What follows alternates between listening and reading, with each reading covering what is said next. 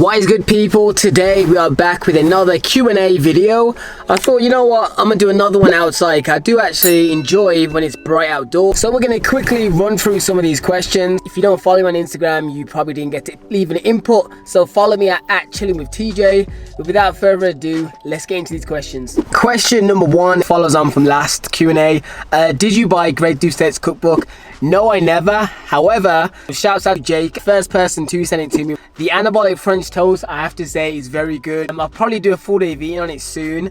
Next question, how to make money as a small influencer on social media? That's a really good question, and I almost feel like it needs its own video because, to be honest, there's a lot of ways, and if you're a small influencer, it's different to if you're already large. It's when you're smaller, you've got to be a bit more on the ball and try and think differently, try and actually stand out. If you're interested in like a solo video for that, let me know. I'll actually bulk it out and give like proper solid tips. Unlock.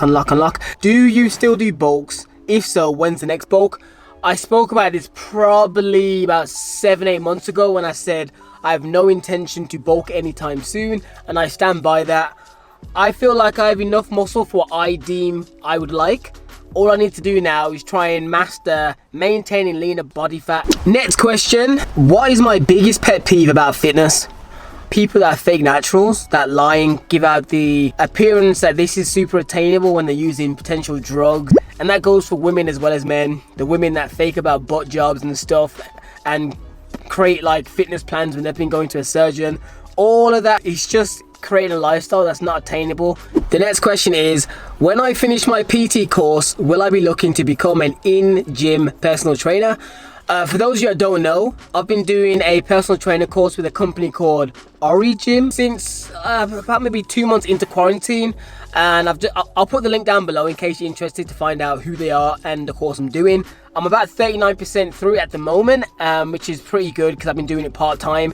To quickly answer your question, no, I have no desire to be an in-gym personal trainer. I just thought I might as well pick up a new skill. What are your current PRs on bench press, deadlift, and squats? I get this question so often. I train by myself most of the time in the gym, so I don't ever do any 1 rep maxes on anything. There's no actual need. Like, you can build muscle without doing 1 rep maxes. As long as your regular lifts, like you're adding weight to the bar and stuff, that's fine. You can still stick to your, I don't know, your 6 to 8 reps or your 8 to 10. There is no fundamental benefit of doing a 1 rep max. If anything, it puts more strain on your body and you're at more risk of injury for doing them. So they're fine to have as ego numbers, or you're going to get into powerlifting. If you're just a normal person that's trying to just get in shape and build muscle, you do not need to do any 1 rep maxes. Hold up. There's something on the screen. Now it's gone. Anyways, it's actually the next day, people. Yes, I know that the YouTube transition lie. Anyways, people, before we carry on with the questions, I just want to say a big rest in peace to Chadwick Boseman, aka the Black Panther. Literally woke up this morning to find out that he's passed away, and that was a big shame, man. He had a big impact, especially with obviously the role of T'Challa in Black Panther. Was a super like positive black superhero that a lot of kids can look up to, especially the little black ones out there. I wish I had him when I was a kid, rather than trying to paste my hair down, trying to look like Superman, and my friends telling me I didn't look like Superman. But yeah, man, rest in peace. Alright, the next question. Can you alternate splits, for example, doing push-pull legs twice a week, then next week doing 3 full body workouts instead? Is that bad? I wouldn't necessarily say it's bad. It's just, why are you doing it? If you're doing it because for whatever reason you have a schedule or job that means that 1 week you only have 3 days spare to train and the next week you have the 6, then I understand it, because if you have 6 days spare, you can do the push pull legs repeat, and if you have the 3 the next week, then you do the full body. But if you're doing that because you feel like that is a way to maximize some sort of gains, then no, you just stick with the 1 routine and keep it simple and follow it. Your body will get into a nice rhythm. You won't have like just weird levels of DOMs, because instead of doing the consistent 6 days a week, you're doing it up and down. So some days your body just feels much sore than others. You'd be much better if you want to find some in the middle and just find a 4-day routine or a 5-day routine. Next question is something about gyno. But I'm going to talk about that near the end, because I think that kind of holds a little bit closer to me. During the Q&A, a My Protein package just came. Yep. So someone in the video, I didn't answer the question because I thought it was obvious. Someone said, who's my favorite supplement company? So obviously it's My Protein. Budget Gains, been rocking with them for years. CLA, golden low calorie syrup, protein bars, flavor drops for my coffee. But yeah, moral of the story is, My Protein is a very good supplement company. They're affordable, they have bare sales. And if you're watching this video late August or early September, go on my Protein link down below and use TJ Gains as the code. I've got some ridiculously massive discounts, so I've got 30% on top of this, up to 60% discount they're running on the website. It's a limited time offer for that specific discount. Oh, this one sounds deep. Where'd it go? Biggest advice for those struggling with something deep. My biggest advice is to share it with someone. You need to confide in somebody, whether it's a friend, a cousin, someone that you feel like will help you, or even a stranger. Like, there's many apps now, or doctors you can ring, as like Mindscape, and there's a whole bunch of kind of mental health type of apps where someone that you don't know that won't judge you can talk you through your problems. The biggest thing I'd say is not to hold it in and try and deal with it for yourself. What is the best app for diet plans and to track your calories? Well, the best app I personally like for tracking calories and stuff is MyFitnessPal. There's such a big wide array of like food on there, so virtually any packet that I scan using the app, it normally comes up. You have to still double check to make sure the macros and stuff is correct, but it's just easy to use. In terms of diet plans, I do not believe in ever buying any set diet plan. Unless it's custom made for you, I wouldn't buy a diet plan. Because, for example, a lot of them don't even cater around the foods that you enjoy. So I would never, ever advise having a set diet plan. Unless you know for a fact that the foods on that list is something you're going to enjoy. But I wouldn't have it. I'd rather buy like a recipe book and then you pick and choose. But I wouldn't have like a set full day of food you eat every single day, made by someone else that wasn't catered for you. It doesn't make sense. Right, I'm answering your question because I think it's stupid and I want you to know it's stupid because you follow me. I'm not going to say your handle, but I know that you follow this channel and my page on Instagram quite frequent. But anyway, here's your question. Currently, I weigh 96 kilograms. Is it realistic to get down to 70 kilograms in 6 months if I only choose to eat 1,000 calories? I gotta be blunt. Are you a idiot? I've told you so many times. Eating ridiculously low, trying to starve yourself to try and get results is never going to look good. I can tell you right now, even if it did work, you are not going to look good. You're going to look stringy, you're going to look like a skeleton with a little pot belly. You don't want to revert your body into like a somewhat skinny fat state.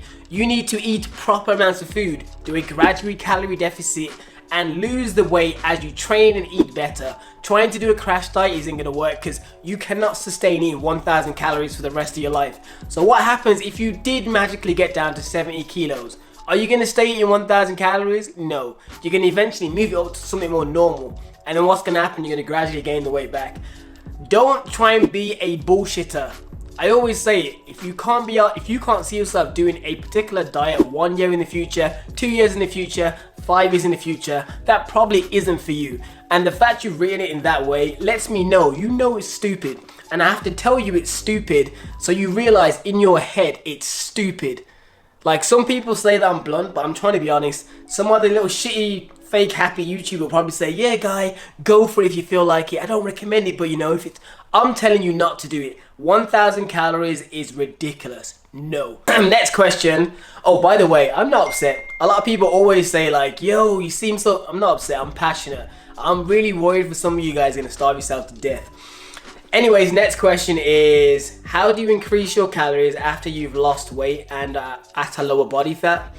Gradually move it up. You can either go with the reverse diet, we have like a nice set approach, or you can just do the very simple thing is gradually increase the calories by like say 100 to 150 calories like every other week or two. It depends on how gradual you want to take it and what calories you're at. I know a lot of people are very worried about just obviously jumping back to maintenance, which you shouldn't. If you started cutting and your maintenance originally when you first started months ago was something like 2,500 and you've got down to say 1,900 at the very low end, you wouldn't then just as soon as you get to that body fat jump back to the 2,500 because it's just too big of a jump. What clothing brand would you like to be sponsored by besides My Protein? In honesty, I think people overrate like sponsorships, but I don't think I have one. Like the thing about being sponsored by clothing companies, it means you can't wear any other brand. If I had to pick, I guess it would be the Gymshark, just because they're so known. But yeah, the only way I would ever get signed to a clothing sponsor unique now is if they pay me a lot of money that outweighs me wanting to buy other clothing. But it just becomes an obligation. Imagine every time you have to now do a video or do anything on social media or do my stories, I have to always remember to put on a Gymshark clothing because I'm not allowed to wear something like, I don't know, Nike or MyPro, you know, any other brand. It's just a lot of faff that I would not want to have to think about. My point wanted me to do an exclusive one with them and they were gonna like pay me more, but I said I didn't want to do that because if I see something from another brand, I can't wear it because I'm with them. So yeah, it didn't make sense and they appreciate that and understood it. So don't always just run for sponsorships. They're not the fucking holy grail of anything, trust me. They are obligations and work. Before we get on to the last question about gyno and stuff, I want to say thank you to everyone that submitted a question. There was a lot more than usual, but the last question was, okay, I think they've sent me a picture in the DMs. Basically, the person, I'm not going to show their picture, Shemola says, do you think I have gyno? If so, how do I remove it? And the reason why I said I'm going to do this to the end, okay, as like somewhat touched to me, is because I have puffy nipple syndrome. That is not a real term, I've just made that up, but my nipples sometimes look puffy, and this is what this person has. They don't, from the pictures they've sent me, I don't believe it's gyno. It literally just looks like hormone flaring up. I have the same thing. It normally happens during either puberty when you're a kid. So if you're a teenager, this will happen and often go anyway. So if you're a teenager and you don't have like full-on breast tissue, which is puffy nipples, that may potentially go. That's like a hormone thing that just happens.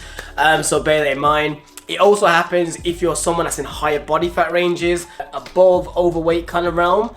It can happen then, and as you cut down, it will potentially leave as well, or at least reduce. And that's what happens with me. Like, Alright, so basically, just quickly, it doesn't look as obvious now, but I may even show some clips on screen. But in certain videos, or maybe even this video when I was in the car, you may notice that sometimes my nipples will stick out a lot more. So first of all, they are very pointy in general. However, when I am fatter, like much fatter, they are literally much more like noticeable. But when I lean down, they often change.